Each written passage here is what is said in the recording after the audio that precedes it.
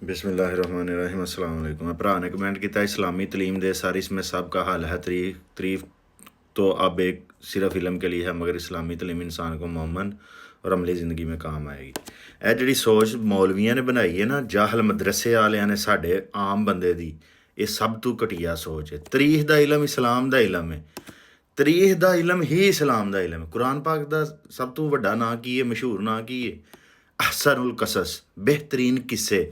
ਕੁਰਾਨ ਪਾਕ ਦੇ ਵਿੱਚ ਫਿਰੌਨ ਦੇ ਕਿੱਸੇ ਬਿਆਨ ਹੋਏ ਨੇ, ਨਮਰੂਦ ਦੇ, ਹਮਾਨ ਦੇ, ਯਹੂਦ ਦੇ, ਨਸਾਰਾ ਦੇ, ਪੁਰਾਣੀਆਂ ਕੌਮਾਂ ਦੇ, ਆਦ ਦੇ, ਹੂਦ ਦੇ, ਸਾਰੀਆਂ ਕੌਮਾਂ ਦੇ ਕਿੱਸੇ ਕਿਉਂ ਬਿਆਨ ਹੋਏ ਨੇ? ਉਹ ਤਰੀਖ ਦਾ ਇਲਮ ਹੈ। ਕੁਰਾਨ ਦੁਨੀਆ ਦੀ ਸਭ ਤੋਂ ਅਥੈਂਟਿਕ ਤਰੀਖ ਦੀ ਕਿਤਾਬ ਹੈ। ਅਤੇ ਜਿਹੜਾ ਬੰਦਾ ਹੁੰਦਾ ਨਾ ਤਰੀਖ ਦਾ ਇਲਮ, ਉਹ ਇਸਲਾਮ ਦਾ ਇਲਮ ਨਹੀਂ। ਉਸ ਬੰਦੇ ਨੂੰ ਕੁਛ ਪਤਾ ਨਹੀਂ। ਸਿੱਖਾਂ ਦੀ ਤਰੀਖ ਦਾ ਇਲਮ, ਹਿੰਦੂਆਂ ਦੀ ਤਰੀਖ ਦਾ ਇਲਮ ਵੀ, ਚੀਨੀਆਂ ਦੀ ਤਰੀਖ ਦਾ, ਜਾਪਾਨੀਆਂ ਦੀ ਤਰੀਖ ਦਾ ਇਲਮ ਵੀ ਇਸਲਾਮ ਦਾ ਇਲਮ ਹੈ। ਜਿਹੜੀ ਇਸਲਾਮ ਦਾ ਇਲਮ ਹੈ ਕਿ ਮਦਰਸਿਆਂ 'ਚ ਕੀ ਪੜ੍ਹਾਇਆ ਜਾ ਰਿਹਾ? ਅਰਬੀ ਜ਼ਬਾਨ ਦਾ ਇਲਮ, ਅਰਬੀ ਤਰੀਖ ਦਾ ਇਲਮ। ਇਸ ਮਦਰਸਿਆਂ ਦੇ ਵਿੱਚ ਅਰਬ ਦੀ ਜਾਹਲੀ ਸ਼ਾਇਰੀ ਵੀ ਪੜ੍ਹਾਈ ਜਾਂਦੀ ਹੈ। ਜਾਹਲੀਅਤ ਦੇ ਵਿੱਚ ਅਰਬ ਕੀ ਸੋਚਦੇ ਸਨ, ਯਾਨੀ ਅਰਬੀ ਜ਼ਬਾਨ ਦਾ ਇਲਮ ਇਸਲਾਮ ਦਾ ਇਲਮ ਹੈ। ਪੰਜਾਬੀ ਜ਼ੁਬਾਨ ਦਾ ਇਲਮ ਇਸਲਾਮ ਦਾ ਇਲਮ ਹੈ।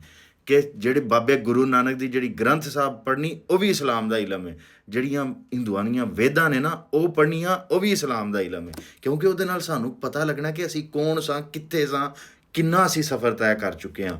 ਜਿਹੜੀ ਕੌਮ ਨੂੰ ਆਪਣੀ ਤਰੀਖ ਤੋਂ ਕੱਟ ਦਿੱਤਾ ਜਾਂਦਾ, ਉਹਦੇ ਪੈਰ ਹੀ ਜ਼ਮੀਨ 'ਤੇ ਨਹੀਂ ਲੱਗਦੇ, ਉਹ ਵਹਾਅ ਦੇ ਵਿੱਚ ਮੁਅੱਲਕ ਹੋ ਜਾਂਦੀ। ਉਹ ਹਿਸਾਬ ਸਾਡਾ ਹੋਇਆ ਹੈ। ਲਿਹਾਜ਼ਾ ਹੈ ਸਾਨੂੰ ਜਿਹੜਾ ਮੌਲਵੀਆਂ ਨੇ ਪਿਛਲੇ 200 ਸਾਲ ਤੋਂ ਇਸਲਾਮ ਦਾ ਇਲਮ ਹੋਵੇ, ਜਿਹੜਾ ਮਦਰਸਿਆਂ 'ਚ ਕੀ ਹੈ, ਹੱਥ ਕਿੱਥੇ ਬੰਨਣੇ ਨੇ, ਕੀ ਕਰਨਾ ਹੈ, ਸ਼ੀਆ ਗਲਤ ਨੇ, ਵਹਾਬੀ ਗਲਤ ਨੇ, ਦਿਓਬੰਦੀ ਗਲਤ ਨੇ, ਸੁੰਨੀ ਗਲਤ ਨੇ, ਇਹ ਇਸਲਾਮ ਦਾ ਨਹੀਂ, ਇਹ ਜਹਾਲਤ ਦਾ ਇਲਮ ਹੈ। ਇਸਲਾਮ ਦਾ ਇਲਮ ਕੀ ਹੈ ਕਿ ਡਾਲਰ ਸਿਸਟਮ ਕੀ ਹੈ, ਇੰਟਰਨੈਸ਼ਨਲ IMF ਕੀ ਹੈ, ਅਮਰੀਕਾ ਕਿਵੇਂ ਚੱਲ ਰਿਹਾ ਹੈ, ਬਰਤਾਨੀਆ ਕਿਵੇਂ ਤਰੱਕੀ ਕੀਤੀ ਹੈ, ਚੀਨ ਕਿਵੇਂ ਤਰੱਕੀ ਕੀਤੀ ਹੈ, ਜਾਪਾਨ ਕੀਤੀ ਹੈ। ਇਹ ਇਸਲਾਮ ਦਾ ਇਲਮ ਹੈ। ਇਸਲਾਮ ਔਰ ਕੁਫਰ ਦਾ ਇਲਮ ਕੋਈ ਨਹੀਂ। ਇਲਮ ਹੈ, ਸਾਰਾ ਇਲਮ ਇਸਲਾਮ ਦਾ ਇਲਮ ਹੈ। ਮੈਂ ਜੋ ਕੁਛ ਬੋਲ ਰਿਹਾ ਇਸਲਾਮ ਵਾਸਤੇ ਬੋਲ ਰਿਹਾ, ਪਾਕਿਸਤਾਨ ਵਾਸਤੇ ਬੋਲ ਰਿਹਾ, ਆਪਣੀ ਕੌਮ ਵਾਸਤੇ ਬੋਲ ਰਿਹਾ। ਤੁਹਾਡੇ ਮੌਲਵੀਆਂ ਤੋਂ ਅਲਹਮਦੁਲਿਲਾ ਮੈਂ ਸਹੀ ਬੋਲ ਰਿਹਾ ਵਾਂ। ਕਿਸੇ ਮੌਲਵੀ ਨੂੰ ਸਾਡੀ ਕੌਮ ਦੇ ਮਸਾਇਲ ਦੀ ਫਿਕਰ ਨਹੀਂ। ਉਹ ਕਾਹਦੀ ਫਿਕਰ ਹੈ? ਇੰਜੀਨੀਅਰ ਅਲੀ ਮਿਰਜ਼ਾ ਆ ਗਿਆ ਅੱਜ ਕੌਮ ਦਾ ਬੜਾ, ਉਹ ਆ ਕੇ ਮਰਿਆ ਹੋਇਆ ਬਾਬਿਆਂ ਨੂੰ ਉਹਨੇ ਫੜਿਆ। ਠੀਕ ਹੈ, ਚੱਲ ਯਾਰ ਜੋ ਵੀ ਬਕਵਾਸ ਕਰਦਾ, ਲੇਕਿਨ ਅਸਲ ਮਸਲਾ ਕੀ ਹੈ? ਪੁਰਾਣੇ ਯਜ਼ੀਦਾਂ ਨੂੰ ਛੱਡੋ, ਪੁਰਾਣੇ ਫਿਰੌਨਾਂ ਨੂੰ ਛੱਡੋ, ਅੱਜ ਦੇ ਫਿਰੌਨਾਂ ਦਾ ਮੁਕਾਬਲਾ ਕਿੰਨੇ ਕਰਨਾ? ਉਹ ਤਰੀਖ ਦਾ ਇਲਮ ਵੀ ਹਾਸਲ ਕਰੋਗੇ, ਆਪਣੀ ਦਾ ਵੀ, ਦੁਨੀਆ ਦੀ ਦਾ ਵੀ, ਉਹਦੇ ਜ਼ਰੀਏ, ਔਰ ਹਾਲ ਦਾ ਇਲਮ ਹਾਸਲ ਕਰੋਗੇ।